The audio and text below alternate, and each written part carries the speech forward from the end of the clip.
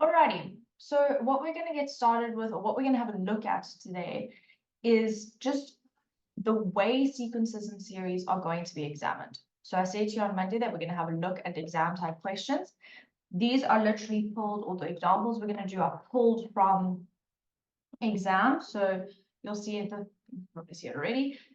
The first set of examples that we're going to have a look at are from the November 2022 exam. I haven't taken anything from last year's exam. Mostly just because it's not available online yet and I didn't have the paper with me at that moment to be able to type it out. But once they are available online, I will let you know and you can go and have a look at how they were examined last year. I'm just going to put a disclaimer. A lot of teachers felt that last year's exam was very easy. I too thought it was quite easy. So this is also why it's nice to look at 2022, 2021, just because they weren't, in my opinion, as easy as last year's exams. But obviously, it's completely dependent on what sections you are good at or what sections you're comfortable with. If you're not comfortable with sequences and series, you might find it hard. So we just need to practice the stuff. Right, and remember, past paper links are all on the Google Classroom. And what you can see here is a screenshot of your formula sheet, which I've taken directly off the formula sheet that I've put onto Google Classroom for you, that's broken down into what formulas are used in which section. So these are all our sequences and series formulas that we need to be able to apply. All right, but remember, you do get given a formula sheet. You don't have to learn these off by heart. You do get given them. Let's just quickly go through them to make sure that we're all comfortable before we get started with our examples. So this first formula over here, can anyone tell me what that formula is, what it's used for? Yeah, what is it? You're welcome to unmute yourself, or you can just put it in the chat. What is this formula? Tn equals a plus n minus 1 times d.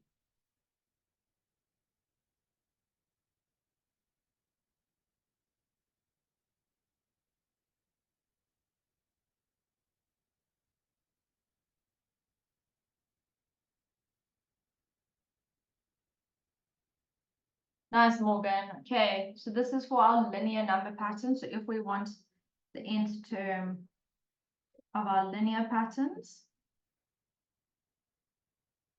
we also call these, my matrix mocked me today for how I said this, arithmetic. I say arithmetic, but I was mocked. So arithmetic number patterns. What about the second one down here? What is that used for?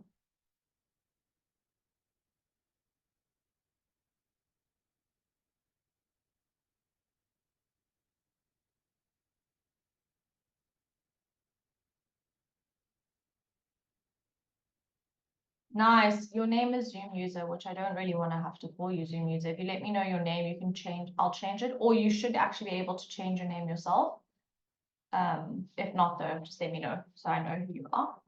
But exactly, this is our nth term for our geometric series. And we know that because of the R, that constant ratio.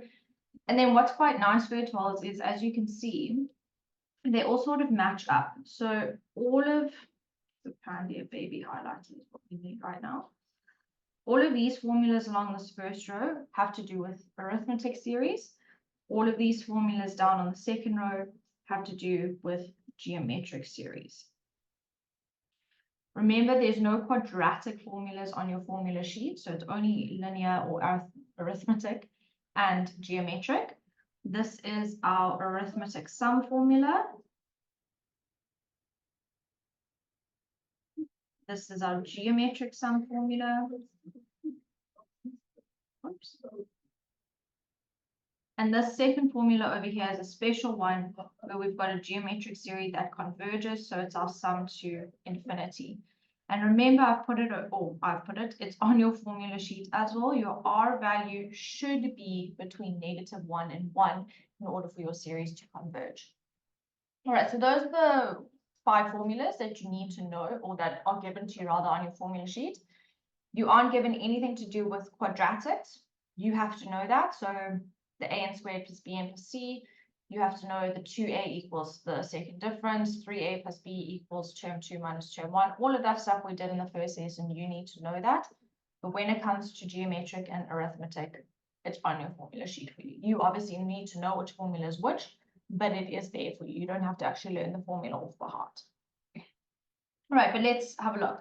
So like I said, this was taken from November 2022. I've also put the mark allocations there for you so that you can have a look and see how many marks you get for each question. What I'm also going to do for you guys is I'm going to put on the Google Classroom the final exam breakdown so you can see exactly what sections are weighted most. And then I'm also just going to put for you, it's not a very long document, it's 16 pages, but it gives you an idea of what you need to know in each topic. And it also right at the end sort of explains how you are marked at the end of the year. So you also get a good idea of how you're going to be marked when it comes to certain types of questions. It is a government document, so you can just find it on the internet if you want, but it's much easier when someone gives it to you and then you can have a read through and have a look and see.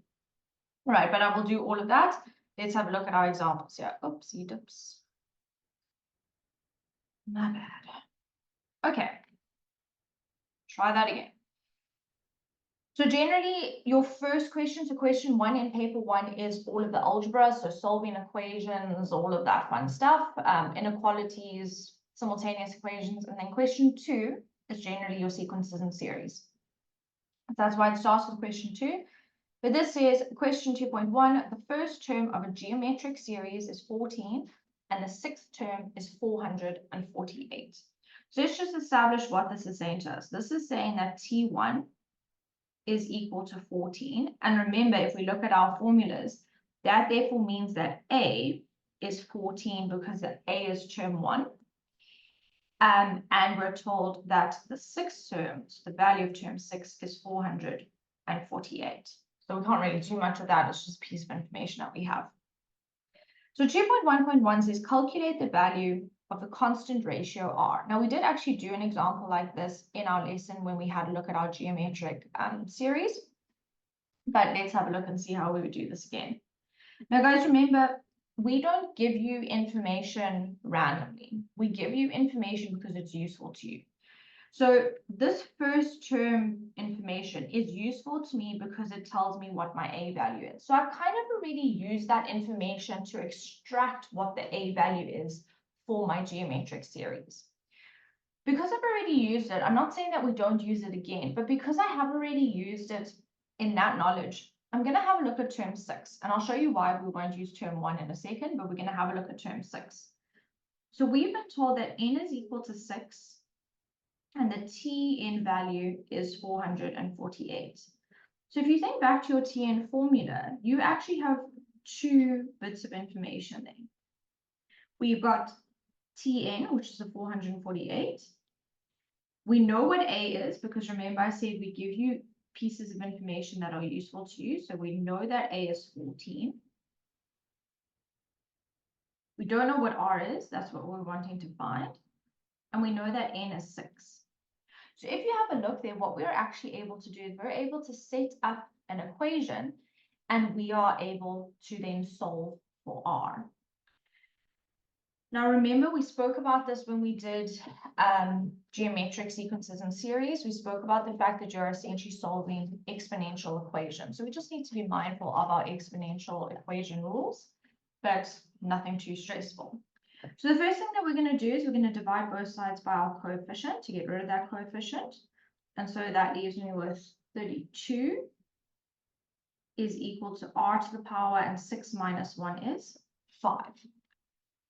Now, this does look a little different to what we're used to. There are a few ways that you can go about this, and you need to decide what you are more comfortable with. So the first way that you can do this is you can go and fifth root both sides. I'm just going to carry on up here. We know, just put it like this. We know that if we want to get rid of this exponent of 5, we would use the inverse operation, which would require me to fifth root both sides. In doing that, I get that 2 is equal to r, and so you solve for your ratio. If you don't want to do that, personally, I wouldn't do that. It just wouldn't be the first thing that I think of. I know that 32 can be written as 2 to the power 5. So I've got 2 to the power 5 equals r to the power 5. What you need to remember is the basic sort of foundation of exponential equations. If your bases are the same, your exponents are the same, but the same is also true of your exponents. If these two exponents have the same value, the bases have to then be the same in order for it to be equal. And so because I've got two of the same exponents there, I can say that r is also equal to 2. So either way that you choose to do it is completely up to you. It really doesn't matter. Either fifth root or get an exponent that is the same as 5, and you get that r is equal to 2. So we can see that each time we are multiplying by 2 to get our geometric series that we've been given here. Now, guys, a question like this, like I say, it's only 2 marks. So you would get marks for substituting. So a substitution mark, where are we? And then you would get a mark for your r value. So it's not like a hugely generous amount of marks, but as long as you can substitute and solve, you're good. Right, just quickly in terms of why we wouldn't substitute in A, I have explained this before, or term 1. But if we substitute in term 1, remember what's going to happen. So term 1 was 14 is equal to 14 times r to the power. Now that was the first term. So this would be to the power 1 minus 1. 1 minus 1 is 0. So we end up with r to the power 0, which equals 1. So we actually end up cancelling out the r, which we don't want to do. We are looking for the ratio. That's what the question said. So generally speaking, we don't substitute in the first term because it's going to cancel out the variable that we want. And that's why I'm saying we gave you that second term for a reason. It's helpful to you. So the next question is asking us to determine the number of consecutive terms. So that means term 1, term 2, term 3, terms one after another, that must be added to the first 6 terms of the series in order to obtain a sum of 114,674. Now, there are, again, a couple ways that you can do this. And again, you need to decide what you are more comfortable with. All right, so we've already told you that we've got term 6 is 448. And we're saying in this question, what must be added to the first 6 terms? So you've already got the sum of the first six terms. What must still be added to it in order to get the 114,674? So it's really important in questions like this that we do read our question carefully, because like I said, if we don't read it carefully, we are going to have a bit of a problem. So again, determine the number of consecutive terms that must be added to the first 6 to get a sum of the 114,674. All right, so let's think about this. Again, there's lots of different ways that you can do this, and as long as your maths is right, you will get the marks. So my brain initially said, okay, well, let's just work out what number of terms I need to get the sum. So if I know how many terms I'm adding to get the sum, it's easy for me to then say, okay, Paul, what am I adding to the first 6 terms? So that would be my thought process. Like I said, it's not the only way to do it, but I would just think, cool, let me just figure out how many terms I actually need to add to get the sum. Now remember, your sum formula for an arithmetic is the n over 2 open bracket 2a plus n minus 1d. Again, it's on your formula sheet. You don't need to memorize it. You also don't need to write it down in your question. You can go straight to your substitution. So I'm going to sub in my 114,674 is equal to n over 2 times 2. We know a is 14. We said that earlier. If you have a little star scribble. Plus n minus 1. Also, it would really help if I was on the same page. Yo, guys. Clearly a Wednesday. It is a geometric series using the wrong flipping formula. Let's try that again. A times r to the power n minus 1 over r minus 1. Okay, I do apologize. I'm just on my own train of thought here. So we're going to substitute 114,674 is equal to 14. Now remember, we worked out r to be 2 to the power n minus 1 over 2 minus 1. Okay, so That was a very good point, and make sure you actually know what formulas are which. Do apologize, grade 12s. Right, so in that denominator on the right, 2 minus 1 is 1.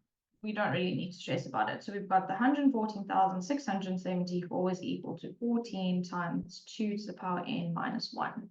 So again, what I'm going to do is I'm going to divide both sides by 14 to get rid of this coefficient. And if I divide that 114,674 by 14, I get 8,192. That's equal to 2 to the power n minus 1. Now we're solving an equation. We're going to add 1 on both sides. So 8,193 is equal to 2 to the power n. And remember, I showed you on your calculator 8,191. So 92. Sorry, guys, that's clearly not my day today. I've showed you on your calculator how you can get the prime factors of a number. So remember, you type in the numbers. We type in 8,192. Push equals, and then you say shift fact. There's no need for you to try and work this out by yourself. But you say shift fact, and you actually get that 2 to the power 13 is equal to the 8,192. So now we know what n is equal to. And remember, what this is now saying to me, we need to be mindful of what the information we actually get here, is that if we add the first 13 terms, we get a sum of that 114,000.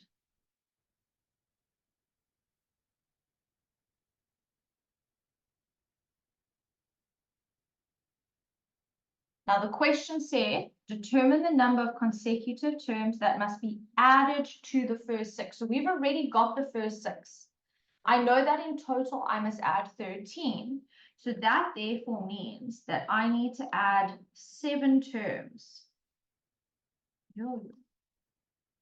to the first 6.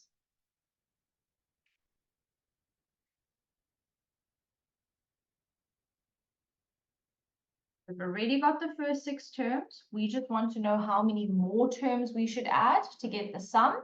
Because we've worked out that in total we should add 13 terms, we just need to add another 7, because 7 plus 6 is 13. So really, really important that you read your questions carefully in these questions in these exam sections, because again, if you don't read it properly, you're going to potentially stop at n equals 13, and you're not going to get your full marks here. So again, excuse me, the mark allocation here, it's 4 marks. So you're going to get a mark for substituting in your sum in the correct position. That's really, really important. You're going to get a mark for your 2 to the power 13. You're going to get a mark for adding 7 terms. And you will likely get a mark for some of your solving, simplifying situation that you had to do in order to get your exponential equation. So that's 4 marks. Nice, easy 4 marks, like I say, as long as we read our question carefully. Right, so what I'm going to do, otherwise it's going to get quite small, is I'm just going to do that. If you want to take a screenshot, please do, and then we'll move on to 2.1.3.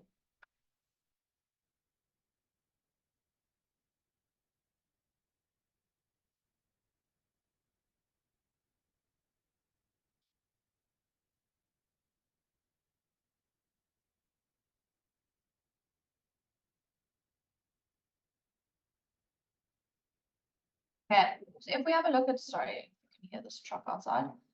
If we have a look at 2.1.3, it says if the first term of another series is 448. So now we've been told in this first sentence that term 1 is 448 and term 6 is 14. Calculate the sum to infinity of the new series. Now again, guys, there's lots of different ways that you can go about this. It is completely up to you how you choose to do it. Some of you may automatically see that this has a direct relation to the first sequence or the first series that we looked at. In the last, or in the first one that we looked at, term 1 was 14 and term 6 was 448. Now it's the other way around. Now term 1 is 448 and term 6 is 16. So what you should automatically be thinking is that I all of a sudden went from a series where my numbers were increasing to a series where my numbers are decreasing. Now we already know what the R value is for the increasing one. we can work out the value of R for the decreasing one, but because of the same numbers and the same relative positions, you could actually just go say, okay, well, if I was doubling previously, now I'm halving, so my R value is a half. If you don't see that straight away, that's obviously absolutely fine. Remember, you don't have to do it like that. We know that this is our A value because it's term 1. And so we can go and substitute into our Tn value. So Tn, we're going to now use our term 6. 14 is equal to A, which is 448, times R to the power, this was term 6, so 6 minus 1. We'll divide both sides by the 448, giving us 1/32. So remember, now it's that inverse of the 32 we got earlier, is equal to R to the power 5. And again, lots of different ways you can think about doing this. You can fifth root both sides. You can use your prime factors and see that a half to the power 5 is equal to R to the power 5. And you get that R is equal to a half. Now, if you had realized automatically that it was just the other or the opposite of what we were originally given, and you knew that R was equal to a half, awesome. If you didn't see that immediately, that is also fine. There is a way for you to go and work out what your R value is.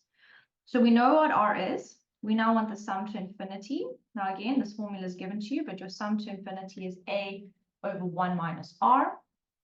So our A value is 448.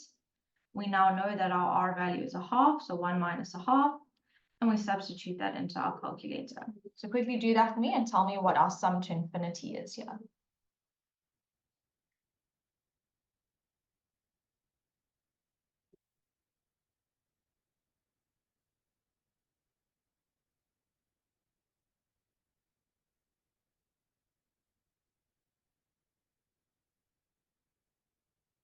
Okay, so what is the sum to infinity?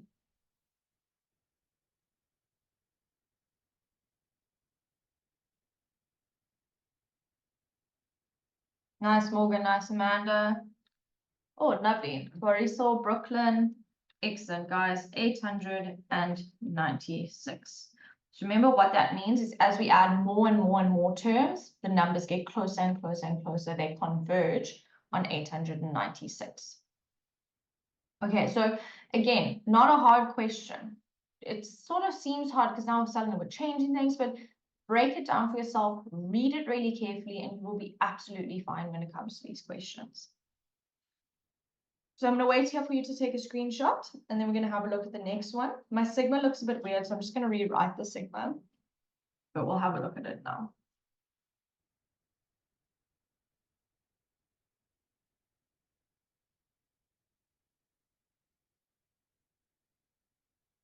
Okay, if we have a look at 2.2, the sigma should look like if sigma with k on top and p equals 0 at the bottom, and then my bracket of a third p plus a sixth is equal to 20 and a sixth. Sorry, I don't know why it's decided to be a bit weird there. The others have never done that, but anywho, we live and we learn.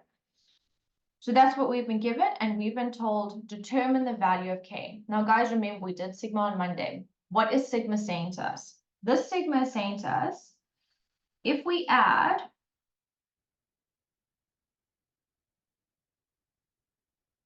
terms 0, because remember we start at the bottom, to k, we end at the top of the series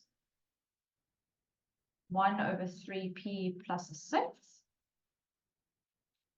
we will get a sum of 20 and a sixth.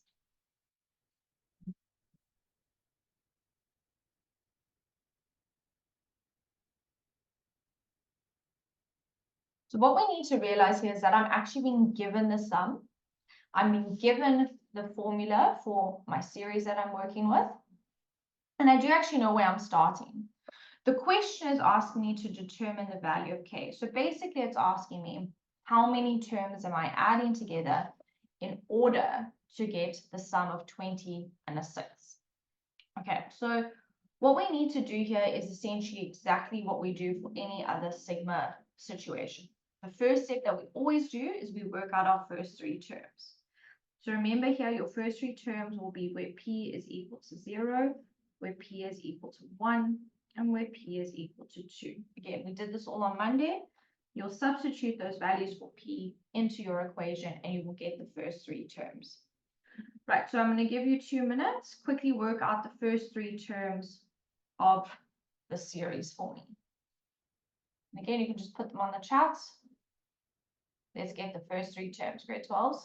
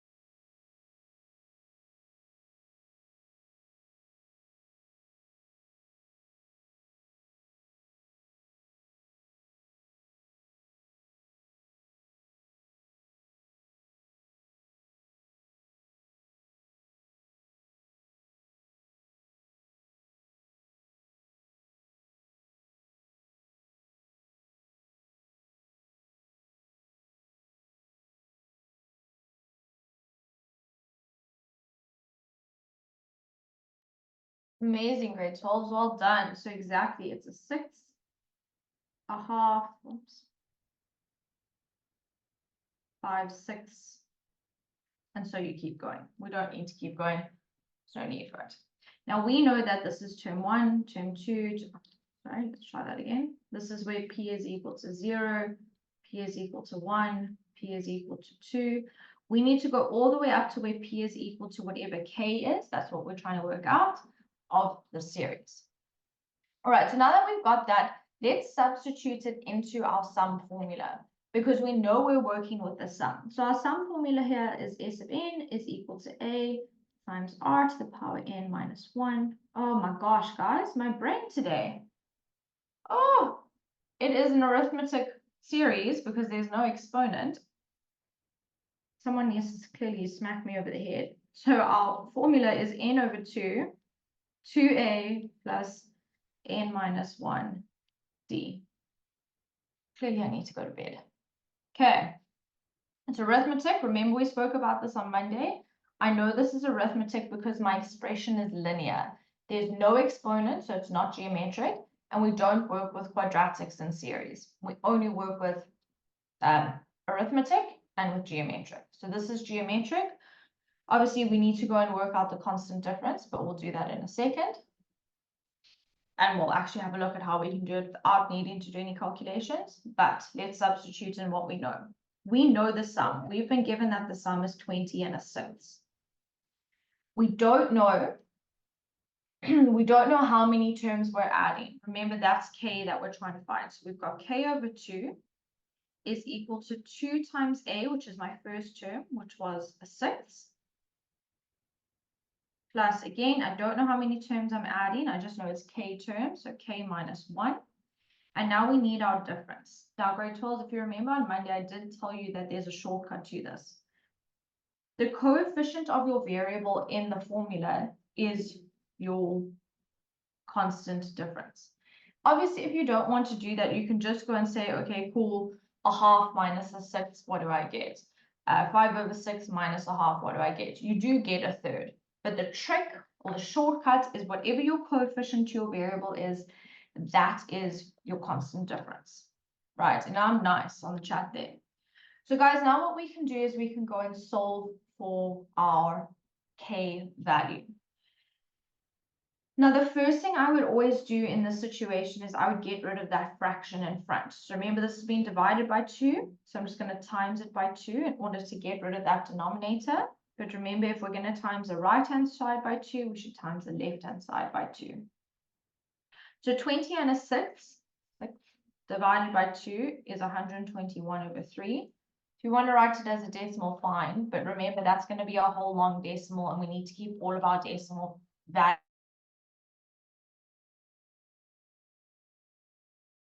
is equal to k times, now 2 times a 6. We need to be careful of what's going on there. Math. 2 times a 6 is a third. Plus, now if we distribute that in, we get a third k minus a third.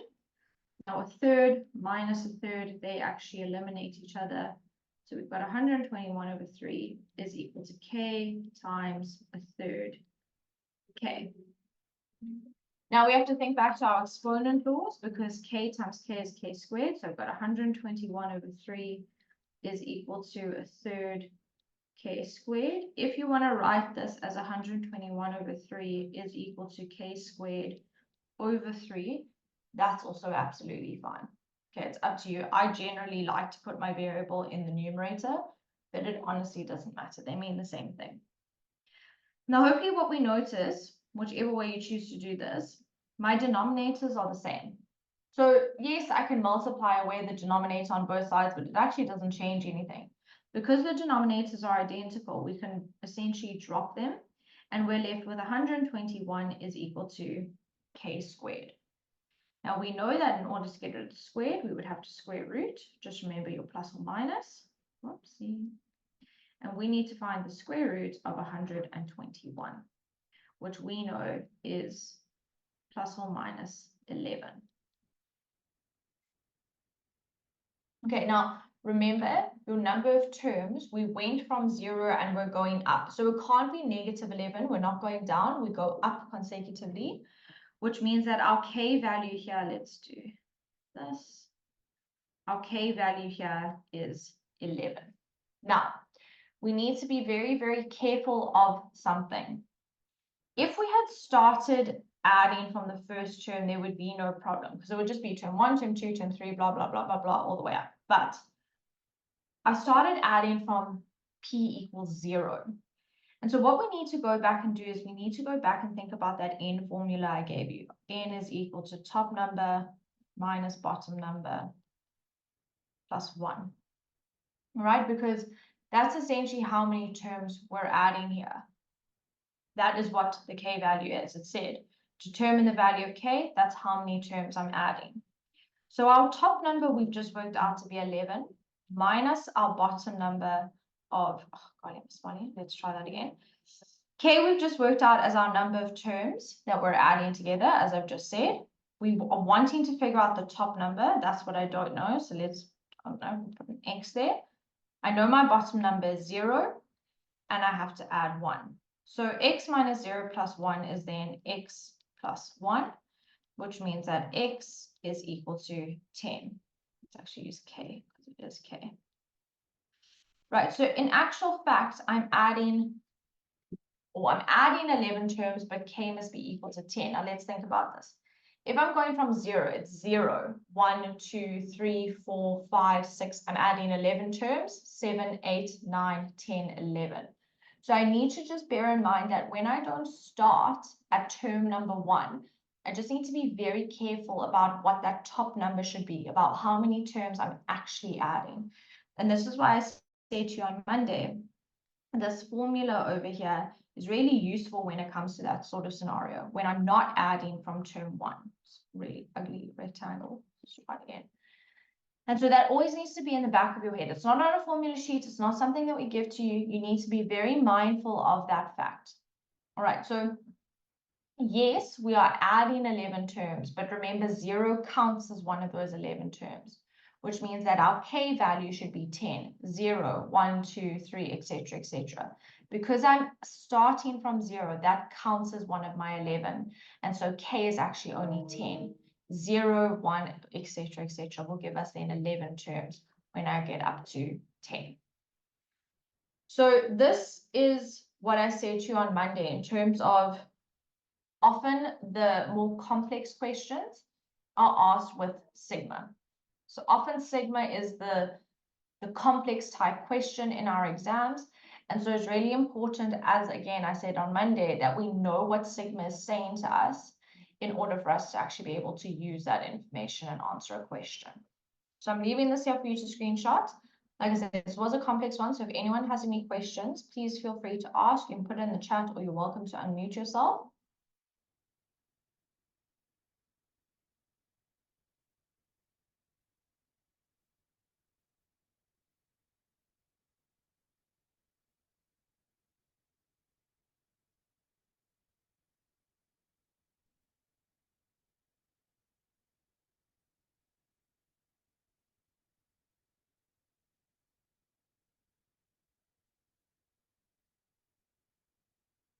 Okay. Right, so let's have a look at question 3. So question 3 is a quadratic number pattern. Like I said earlier, quadratics, we only deal with sequences. We don't add quadratic terms. So let's see what we've been given. It is given that the general term of a quadratic number pattern is n squared plus bn plus 9. And the first term of the first difference is 7. Okay, so let's break down our information again for ourselves. This is our nth term. That's our general rule. From this, remember there's a coefficient of 1 in front of that n squared. So from this, we know that a is equal to 1, b we don't know, and c is equal to 9. So we've been given the values of a and c in this case. The next thing that I know is that the first term of the first difference is 7. So basically what that means is if I've got my original sequence, so term 1, term 2, term 3, etc., etc., the first term of the first difference is plus 7. So whatever term 1 is, if I add 7 to it, I will get what term 2 is. So again, really important that we read our question carefully so that we do actually understand what we've been given. Now that's really useful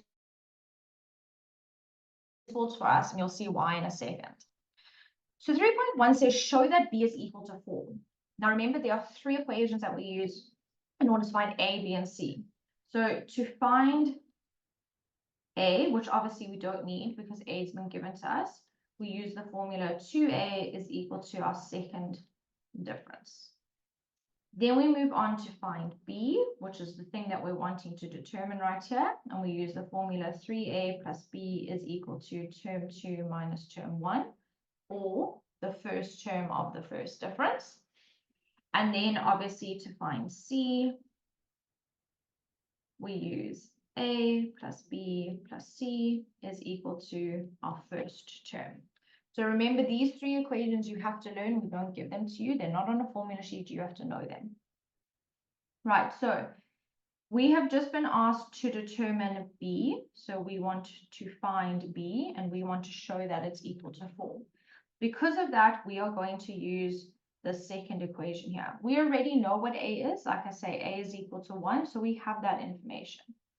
So 3a plus b is equal to term 2 minus term 1, which we said over here was 7. That was given to us. A we know is 1, so we can substitute in 1 in place of a. So 3 plus b is equal to 7. And so b is equal to 4. Now remember, it said show that b is equal to 4. We've done that. Please also note, grade 12, that when your question says show that a value is equal to or prove that this is true, you will not get a mark for this final step. So you will not get a mark for saying b is equal to 4. That's not worth a mark. I've already told you it's equal to 4. I'm just asking you to show that it's true. You will get a mark here for using the correct formula, so the substitution into the correct formula, and then understanding that a is equal to 1 and simplifying from there. You will not get a mark for b equals 4 because that's what you're trying to show. Another thing to take note of is if I say show that b equals whatever, or show that these values are true, you may not use them. So what you need to notice is that nowhere did I ever substitute in b equals 4. The only time I have b and 4 together is in my final answer where I actually proved that the statement was true. You may not use values given to you if the question says show that or prove that. That's really, really important. If you do, you will get 0.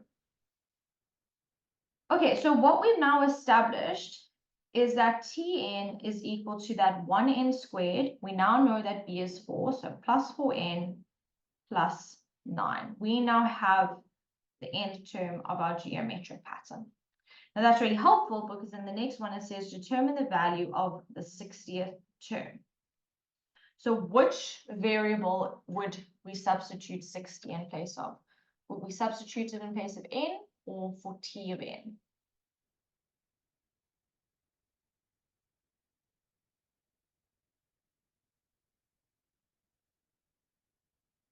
And put it on the chart. Which value am I substituting with 60?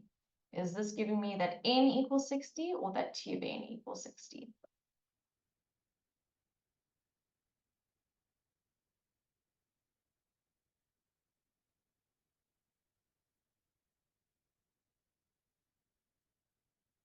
Come on, great dolls, I know you know this.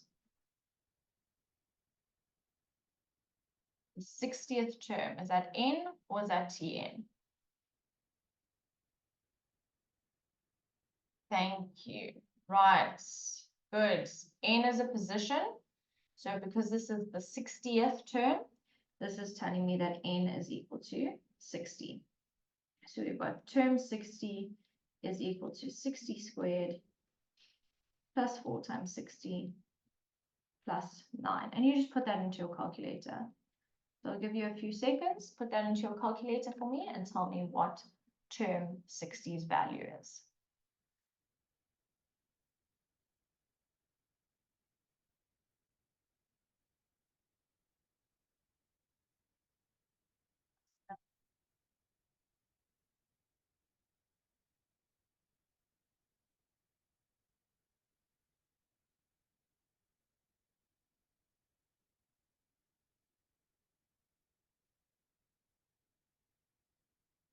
Nice, guys. Well done.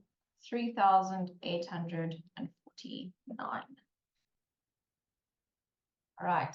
So once you know an n value, it does become a lot easier. You just substitute it in on your calculator and you get your answer. All right, so take a screenshot thus far, and then I'll move down to our next question, 3.3.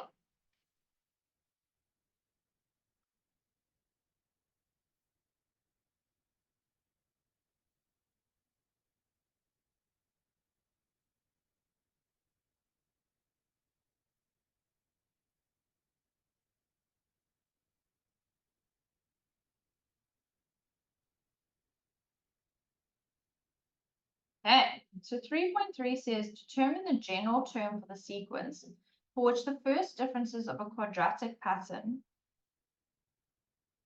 Sure, my English today as well. Clearly nothing's working. Let me start the sentence again. Determine the general term for the sequence of the first differences of a quadratic number pattern. Write your answer in the form T of P is equal to MP plus Q. Now remember, this is just saying to me, write it in the form Tn is equal to the difference times n plus a constant. So all we need to remember is that our first differences, and we spoke about this a little while ago, the first differences of a quadratic pattern form an arithmetic pattern.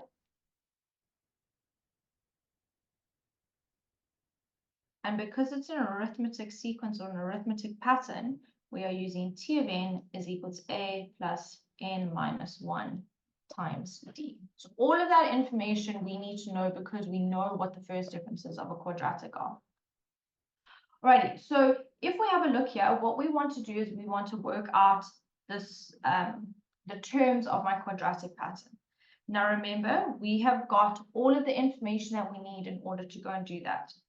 We've got the formula here. So all I'm going to substitute is n equals 1, n equals 2, n equals 3 in order to find what pattern it is that I'm working with.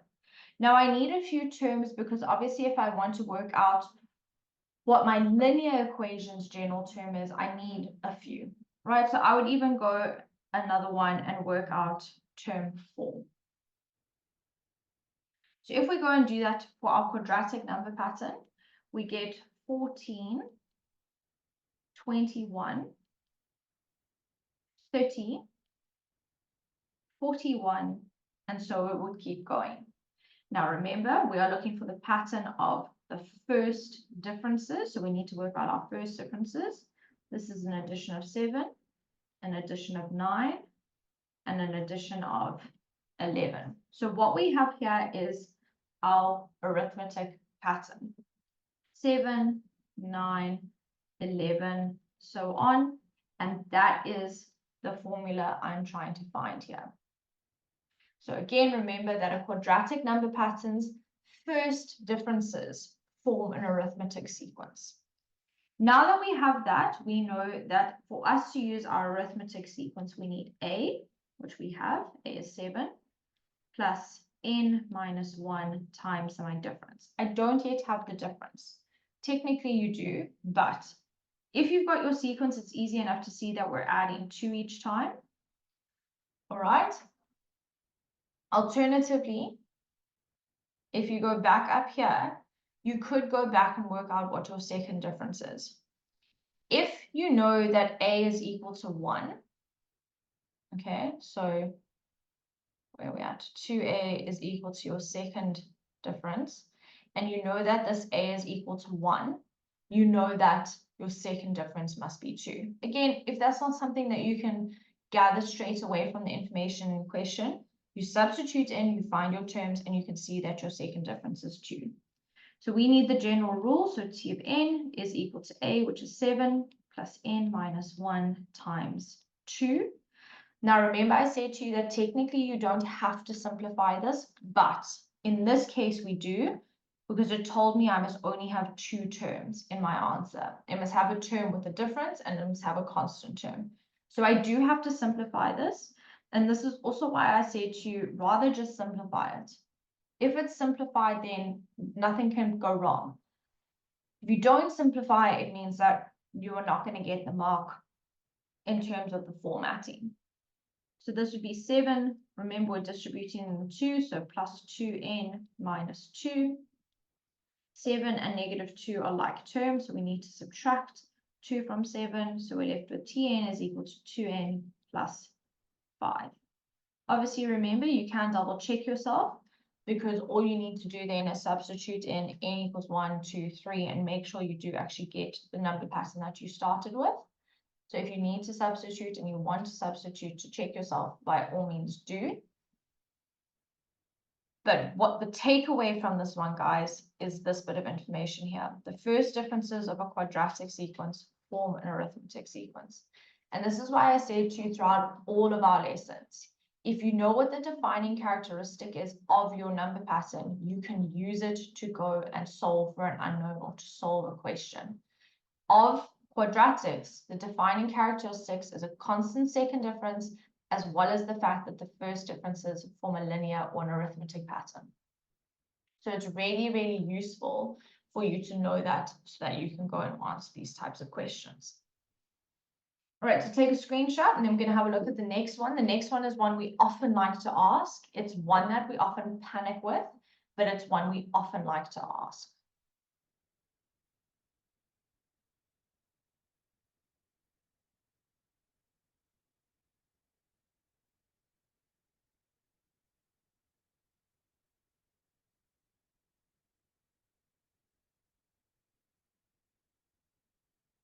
Okay, so question 3.4 says, which 2 consecutive terms in the quadratic number pattern have a first difference of 157? Okay, so let's just take a second and think about a few things. So if this is my quadratic, we would have term 1, term 2, term 3, term 4, oopsie, term 5, and so it would keep going. Okay, that would just keep going. We're not going to keep going because it's not necessary. The next thing that we know is that we would have the first term of our arithmetic, and that would be found by saying term 2 of the quadratic minus term 1 of the quadratic. So, okay, I'm not going to write it down. Then the difference between term 3 and term 2 of your quadratic would give you the second term of your linear or your arithmetic. The difference between term 4 and term 3 would give you your third term, and the difference between term 4 and term 5 would give you your fourth term, and so you would keep going. So what you need to see is that there's a pattern. If it's term 2 minus term 1, it's the first term of your linear. term 3 minus term 2, the second term. And so we can keep going. Then that's going to be quite useful because it's asking us between which two consecutive terms of our quadratic number pattern. Okay, so why do you hate me? Oh, yeah, sorry guys. Two consecutive terms of the quadratic number pattern have a first difference of 157. So if we continue this pattern that we have going on here, it would keep going, we would have some term, let's say Tn, and then the next term, so Tn plus 1, and the difference between those two terms, we are being told is 157. So what you need to take away from this is that this 157 is a term in my arithmetic pattern. Now we have just worked out in question 3.3 that my arithmetic pattern is T of n is equal to 2n plus 5.